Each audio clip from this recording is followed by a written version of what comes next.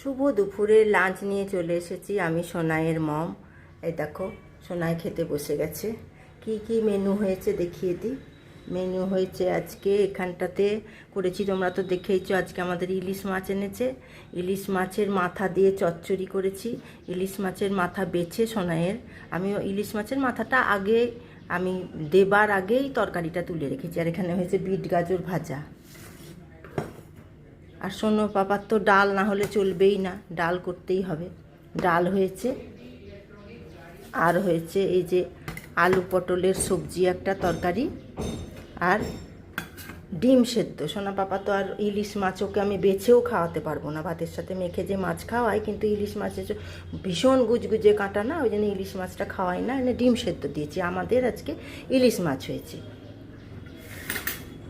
আমি আর সোনাইয়ের পাপা ইলিশ মাছ খাবো, আর সঙ্গে আছে আম। এই ছিল আজকের মেনুটা। এই দেখো সোনা পাপা একটু একটু হাসছে, এতক্ষণ একটু চেঁচাচ্ছিল চান করার পরে, শীত লেগেছে মনে হয়। এই দেখো এখন একটু খুশি খুশি মনে বসেছে খেতে। এই আজকের মেনু। ডাল ওর চাই, ডাল না হলে চলবে না। আচ্ছা তাহলে বাই। এই দেখো সোনা পাপা হাসছে, সোনা পাপাকে খাওয়াই, আসছি।